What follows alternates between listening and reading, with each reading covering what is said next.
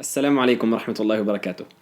Pour ceux qui suivent la page Din al-Qayyimah lancée depuis quelques années déjà maintenant, le projet va rentrer Inch'Allah Ta'ala dans une nouvelle phase avec une nouvelle plateforme d'enseignement. Et c'est ce dont on va parler durant cette vidéo. Si vous avez quelques minutes à m'accorder, n'hésitez pas à rester avec moi jusqu'à la fin. Alors tout d'abord, je me présente pour ceux qui ne me connaissent pas. Je suis votre humble frère Mohamed Nadir, étudiant en sciences, imam et enseignant depuis quelques années maintenant par la grâce d'Allah subhanahu wa ta'ala. Et le projet de la plateforme Din al-Qayyimah, j'ai eu l'idée de le lancer en février 2015. Alors à la base, c'était tout simplement une sorte de blog généralisé à plusieurs réseaux sociaux où je partageais simplement des citations de livres, des partages, des articles, des réflexions qui me passaient par la tête. C'était une sorte de carnet personnel où justement je partageais mes travaux, mes écrits et mes lectures pour me motiver et pourquoi pas motiver autrui. Donc à la base, c'était un projet très modeste jusqu'à courant 2016 avec le lancement de la célèbre application Periscope. Donc quand l'application a été lancée, un certain nombre de frères, qu'Allah subhanahu wa ta'ala les récompense, m'ont proposé de faire des cours en ligne avec cette application-là et de partager un contenu. Donc il y a eu rapidement un programme qui s'est lancé, une organisation qui s'est faite avec cette application-là pour des cours en live qui étaient donnés de manière hebdomadaire, donc sur différentes matières, sur la langue arabe, la grammaire, l'exégèse coranique, le tafsir, sur également les comportements et les bienséances islamiques, etc., etc., d'autres matières. Ce qui a totalisé aujourd'hui à peu près une centaine de vidéos que vous pourrez trouver sur la page Periscope, comme sur la page YouTube, parce qu'un frère, qu'Allah le récompense, s'est chargé de les reposter, de les télécharger, de les mettre dessus.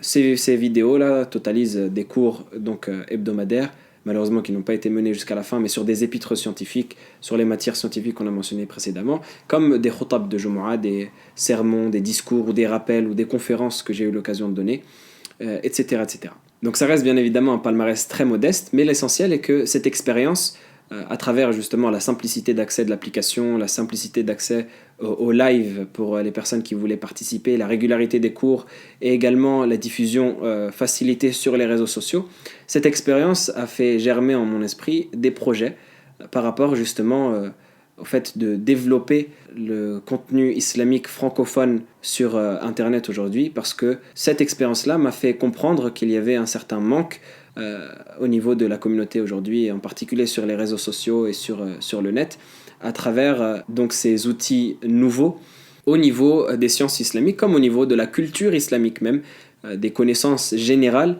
qui sont parfois négligées au profit d'un certain divertissement, même drapé d'un vêtement islamique.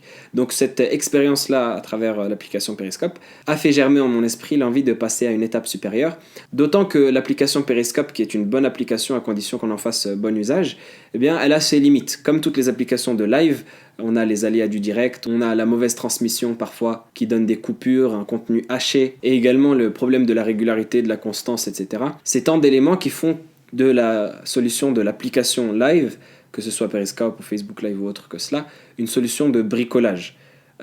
Et donc ça m'a fait penser à fournir un contenu un peu plus sérieux et un peu plus travaillé. Donc c'est comme ça qu'a germé l'idée de la nouvelle étape du projet de la plateforme d'enseignement Din al-Qayyimah.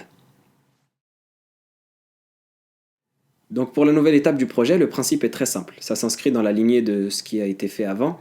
Le but, c'est de donner un bagage culturel et scientifique nécessaire afin de faire connaître au plus grand nombre les fondamentaux de leur religion et également certains éléments de la culture islamique qui leur forgeront l'identité musulmane qui est nécessaire pour tout croyant. Donc d'un côté un bagage islamique solide, du moins sur les fondamentaux, et de l'autre côté une culture islamique assez élaborée pour construire une identité à l'époque où justement nous avons une crise de l'identité musulmane et islamique, en particulier sur les réseaux sociaux et sur les nouvelles méthodes de communication. Et d'ailleurs c'est cela même le sens du nom qui a été choisi pour ce projet-là, Din al-Qayyimah, qui renvoie justement au verset où Allah subhanahu wa ta'ala il dit وَمَا أُمِرُوا إِلَّا لِيَعْبُدُوا اللَّهَ مُخْلِصِينَ لَهُ الدِّينَ حُنَفَاءَ وَيُقِيمُوا الصَّلَاةَ وَيُؤْتُوا الزَّكَاةَ وَذَلِكَ دِينُ الْقَيِّمَةِ.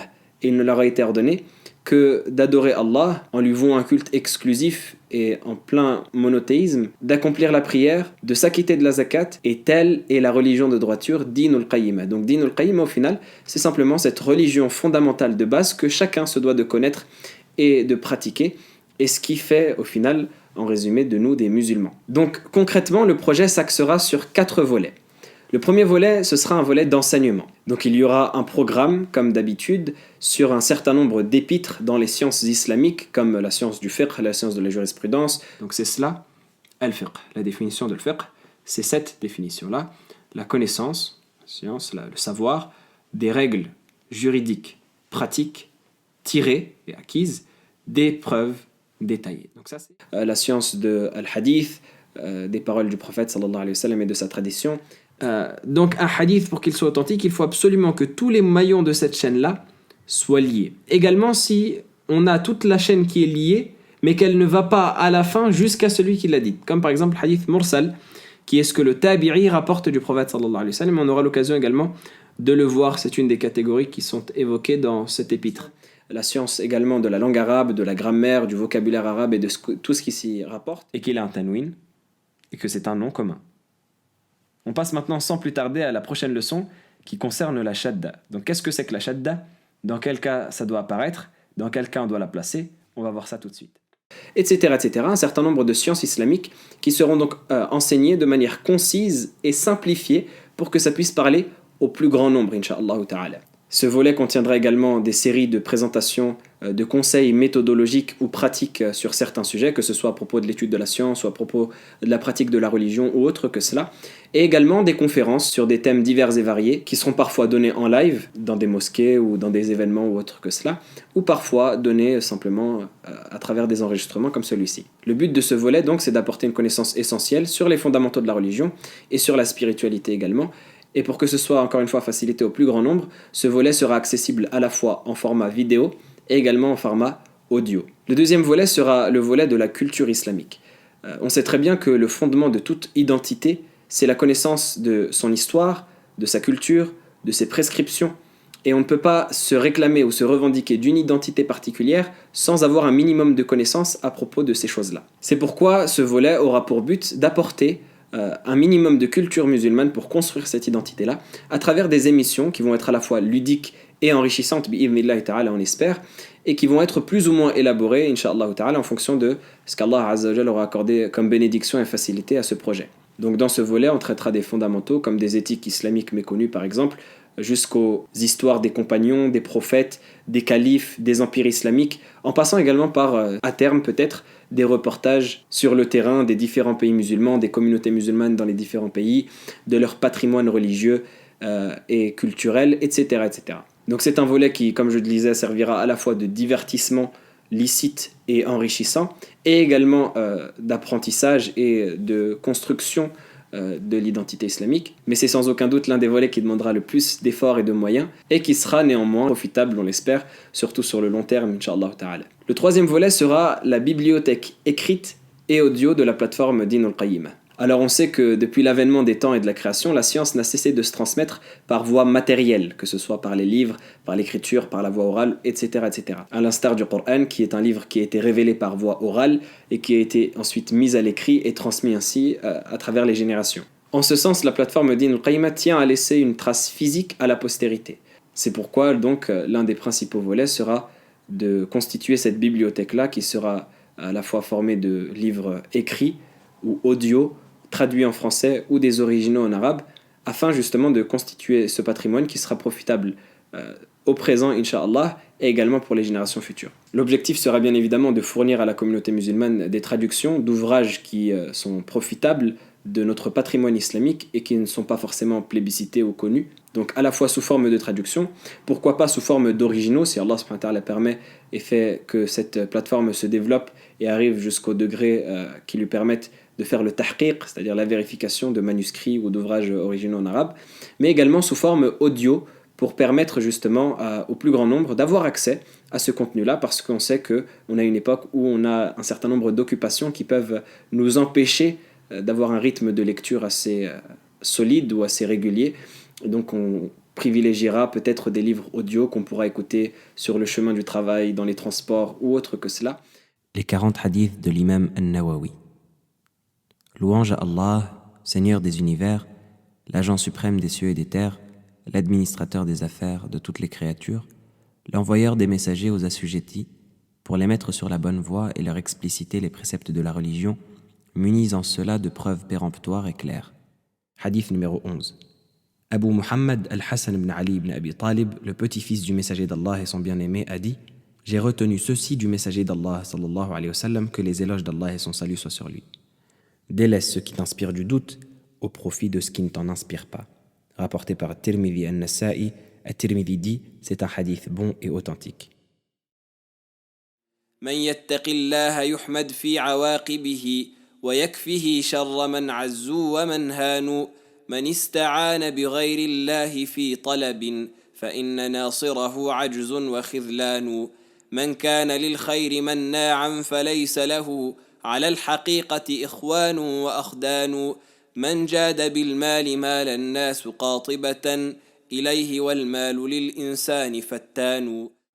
Et c'est pour cela donc que la plateforme Din al-Qayyimah voudra répondre à ce manque qu'on a à notre époque, parce que les livres audio finalement en langue française à propos de livres islamiques se font très rares, même si ça existe, mais ça reste quelque chose qui est très rare et qui est peu usité finalement et peu répandu. Et également dans cette bibliothèque, il y aura un certain nombre d'articles de recherche scientifique que vous avez peut-être pu voir, des articles, des conseils, etc., par le passé qui ont été postés sur les réseaux sociaux. Donc ce sera dans cette partie-là qu'il y aura tous ces articles-là, ou peut-être même des traductions d'articles qui ont été fournis par des savants, ou des traductions de contenu fournis par des savants contemporains, etc., etc. Et enfin, le quatrième volet de la plateforme Din al-Qayyimah sera le volet communauté. Il est bien connu que la notion de communauté a une importance fondamentale en islam, au point où la fraternité est le socle qui lie les musulmans entre eux dans cette grande umma que forme le corps des musulmans qui se tournent vers Allah subhanahu wa ta'ala. Donc l'objectif de la plateforme Din al-Qayyimah, ce sera de recréer cet esprit sain de communauté et d'entraide dans le monde virtuel comme dans le monde réel. Donc dans le monde virtuel, à travers des initiatives de partage, de travail en équipe, de travail en groupe, de révision commune, etc., etc. Tout ce qui nous manque aujourd'hui à une époque où malheureusement c'est l'individualisme et l'égoïsme qui ont tendance à primer parfois, eh bien l'objectif ce sera de recréer ces cercles de diffusion et ces cercles de partage dans un esprit fraternel et sain et surtout respectueux de l'éthique islamique. Il y a déjà eu des initiatives qui ont été préparées à ce niveau, notamment à travers la chaîne Telegram que je vous invite d'ores et déjà à rejoindre si ce n'est pas le cas, mais il y en aura d'autres, Inch'Allah ta'ala, à travers d'autres points qu'on va aborder peut-être un peu plus tard, Inch'Allah. Et bien sûr, l'un des plus importants objectifs de ce volet, c'est de retransposer ce cercle-là et ce cadre-là d'entraide et de fraternité islamique au réel, bien évidemment, qui est la base fondamentale avant même le virtuel. Et ce, au moyen d'événements qui seront organisés, de colloques, de cercles de réflexion, de cercles d'échange, encore une fois respectueux de l'éthique islamique, mais qui seront organisés en vrai, Inch'Allah ta'ala. Encore une fois, c'est une chose qui nous manque malheureusement parce qu'en dehors du cadre de la mosquée, généralement, on n'a pas ces cercles-là de réflexion et de pensée sur les thèmes et les problématiques qui touchent notre communauté, ou alors ça se fait rare et c'est généralement assez fermé. Donc le but c'est de faire en sorte qu'il y ait ces cercles-là qui soient ouverts, où chacun aura la parole en fonction de ce qu'il mérite bien sûr, et de réunir tant les acteurs que les spectateurs concernés afin de faire une liaison entre ces deux parties de la communauté qu'on voit également malheureusement généralement fissurées avec un certain clivage entre les acteurs de la communauté et ceux qui sont entre guillemets les spectateurs, et bien les réunir autour de cercles de réflexion qui seront profitables, Inch'Allah ta'ala, à tous, en particulier dans notre contexte français et francophone. Donc, quels sont les outils qui seront mis en œuvre pour créer la nouvelle étape de cette plateforme ? Comme vous le savez, on a une époque où toute plateforme qui tend à se développer a besoin obligatoirement d'une présence sur tous les outils virtuels, que ce soit Internet de manière générale, les réseaux sociaux, etc., etc. Pour ce qui est des réseaux sociaux, ça fait bientôt 4 ans que la plateforme Din al-Qayyimah est présente sur la plupart d'entre eux et s'est développée assez modestement, mais alhamdoulilah, en assurant une certaine présence. L'objectif maintenant est de créer un site internet qui est en train d'être conçu, Inch'Allah, ainsi qu'une application sur lesquelles vont être stockés et réunis tout le contenu qu'on aura sur la plateforme, Inch'Allah, et donner un accès simplifié et constant aux utilisateurs. Et ça, c'est une dernière étape qui marquera la fin du lancement et qui arrive très prochainement, Inch'Allah. Alors, comment aider le projet ? Tout d'abord, il faut savoir que ce projet-là sera, Inch'Allah ta'ala, totalement gratuit, du moins dans sa base. Il se peut qu'il y ait parfois du contenu payant, comme certains livres ou autres que cela, mais si c'est le cas, et je dis bien si c'est le cas parce que ce n'est pas encore sur la table pour le moment, mais si c'est le cas, ce sera pour financer le projet et pour faire en sorte qu'il soit autofinancé.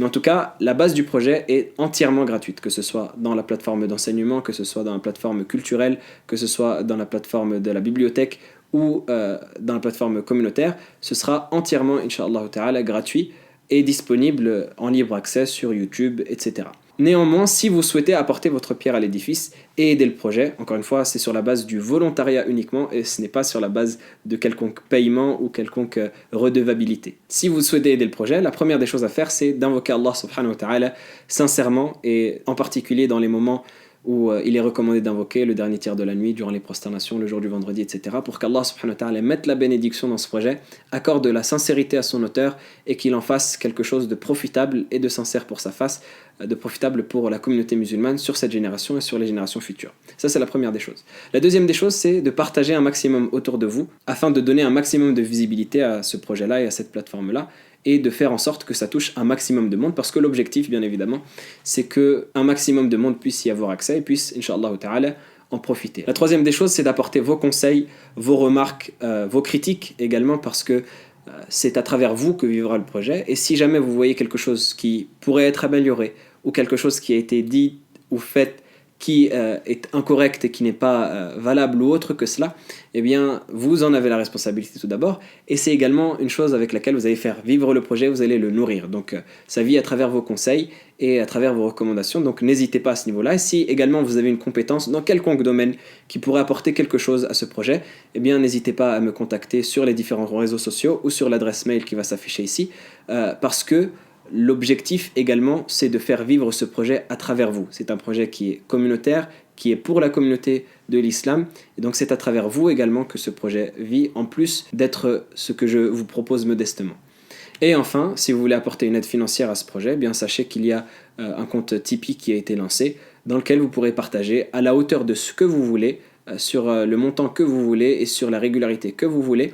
Ça permettra peut-être de combler, de participer à l'achat du matériel ou peut-être au financement de certains projets que je vous ai exposés dans les différents volets dont on a parlé, qui pourraient être des projets de plus grande envergure et un peu plus ambitieux, qui nécessiteraient un certain nombre de moyens. Ça pourrait y contribuer, Inch'Allah Ta'ala. Encore une fois, c'est sur la base du volontariat uniquement. On demande à Allah Azza wa Jal qu'il accorde sa bénédiction et qu'il nous comble de sa grâce. On demande à Allah subhanahu wa ta'ala qu'il fasse de cette modeste œuvre une preuve pour nous le jour de la résurrection et non pas contre nous. On demande à Allah subhanahu wa ta'ala qu'il accorde la bénédiction à ce projet et qu'il en fasse quelque chose de profitable à tous. Et on demande à Allah subhanahu wa ta'ala qu'il nous pardonne nos fautes et qu'il nous donne à tous accès à son large paradis. Wallahu a'lam. Wa sallallahu wa sallam wa barak ala nabina Muhammad wa ala alihi wa sahbihi ajma'in. Alhamdulillahi rabbil alamin. Merci pour votre écoute. Wassalamu alaikum wa rahmatullah.